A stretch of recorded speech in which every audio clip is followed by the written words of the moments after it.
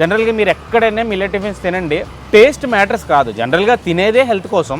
But ఎక్కడ కూడా అంత టేస్ట్ అద్భుతం అమోఘం అనే రేంజ్లో ఉండవు.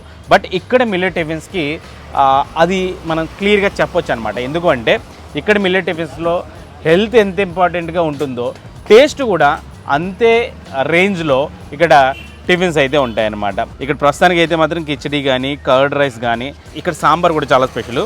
నేను ఆ సాంబార్ గురించి కూడా మీకు చెప్తాను. ఇక్కడ వీళ్ళ మార్నింగ్ మెనూ ఏంటంటే millet idli, millet dosa, millet uttapam, millet set dosa, millet khichdi, అది కూడా అరికెలతో తయారు చేస్తుంటారు, మిల్లెట్ పొంగల్ కొర్రలతో తయారు చేసినవి, మిల్లెట్ బిసేబెలే బాత్ కొర్రలతో చేస్తారట, మిల్లెట్ కర్డ్ ఊదలతో తయారు చేసిన కర్డ్. ఇది యాక్చువల్గా అంటే కిచడీ, పొంగలు, బిసేబెలే బాత్, ఆ మూడుతో పాటు కర్డ్ రైస్ కూడా ఉంటుంది. రాగి స్వీట్, డ్రై ఫ్రూట్ జావా, అది కూడా చాలా స్పెషల్ వీళ్ళ దగ్గర.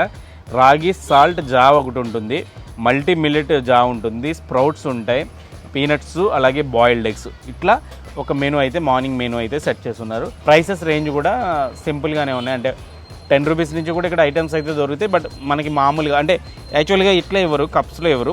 అన్నీ టేస్ట్ చేయాలని మనం ఇలా తక్కువ పెట్టాం. కానీ ఇప్పుడు మనకి ఈ ప్లేట్ కాకుండా కొంచెం మీడియం సైజ్ ప్లేట్ ఉంటుందన్నమాట. ఆ ప్లేట్లో ఫుల్గా ఇస్తుంటారు. అంటే హాఫ్ ప్లేట్ అయితే 40 రూపీస్ ఉంటుందట, ఫుల్ ప్లేట్ అయితే ఇంకొంచెం ఎక్కువ రేట్ ఉంటుంది. అంటే 40